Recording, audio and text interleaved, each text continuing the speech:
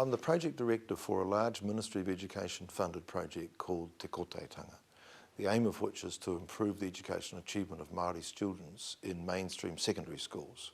Mainstream education, where 96% of our children are still educated, is problematic for Māori students. It's an enormous site of struggle for Māori to maintain identity, to maintain te reo Māori and tikanga Māori in those domains. At that time, the Ministry were very concerned about this, and their objective at that time, as it remains, was to improve achievement for all students and to reduce disparities. So they came to us and we negotiated this contract back in about 2000. We began the project by talking with young Māori students, their teachers and their principals and their families about the major impediments and the major carriers and ways that Māori students' achievement could be improved in schools. We worked from there and we developed what was called an effective teaching profile, around which we built a professional development program. We've been doing ongoing research both on how to implement that and how well it's going in the schools over the last 4 or 5 years now, really. The next big question that came up for us was, so if you can actually make a difference in classrooms and you can start moving towards the whole schools reforming themselves and changing the way that classroom relationships and interactions take place between teachers and Māori students, well, how are you going to keep it going? This whole issue of sustainability came up. So I approached Ngā Pae Te Māramatanga for some funding to do some background research, if you like, some in-depth background research. And that was to look at this whole issue of sustainability. What's the literature telling us about what constitutes sustainability? For Te Kotahitanga to be properly sustainable, it must be able to withstand changes in government, must be able to withstand changes in educational fashions and theories. And it is, I think, critical to that schools actually own the project and schools want to do it. We've looked at a range of literature from overseas, principally because this field is relatively new in New Zealand, to answer the question of what conditions are required in a school to make a reform project self-sustaining, and secondly, what are the conditions necessary to replicate that project in subsequent schools. Sustainability is real important to us, particularly with our Phase 3 schools, the original 12 schools, because they are now moving from adopting the innovation into building their own capacity to carry on what they have learned through the innovation called Te Kotahitanga and do it themselves over the coming years and have it embedded into the culture of the school. The money that we get from Ngā Pae has been most valuable in helping us to explore particularly the leadership role of the principals, and we have found out that that is a vital role to the sustainability of this project. The second big project that the Ngā Pae Te Māramatanga funded was a look at leadership in the schools.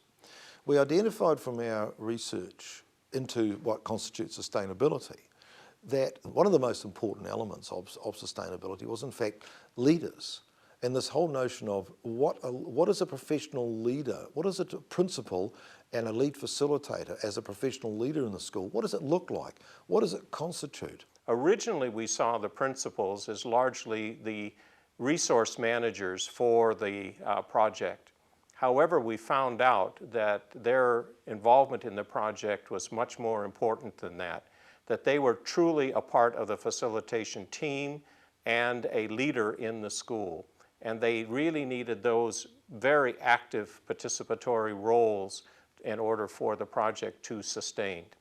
For Te Kotahitanga to be implemented well in schools, it's got to be a driving force from the principal, and I've been lucky in the fact that I've been in 2 schools where the principals have been behind it. HODs and HOFs, head of faculties, sometimes they're a bit resistant because we're asking a little bit more of them. You know, we want to know exactly how the Māori students are doing in their departments. We want them to implement some baseline testing in literacy and numeracy, and we want to see where those kids are, and that takes a little bit more time. When systems and structures in the school start aligning to Te Kotahitanga, it informs teachers better of where they are at and where they can go to next. Now you have to realize in New Zealand schools, which are common with a lot of Western European, North American schools, are largely dominated by white European descent males. A number of our lead facilitators are Māori females.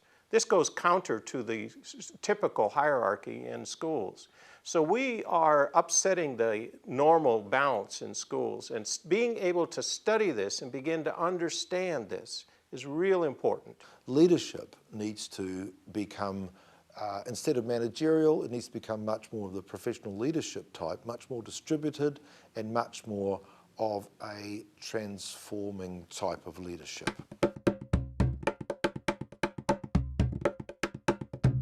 The objective what we've been looking for such a long time is starting to happen.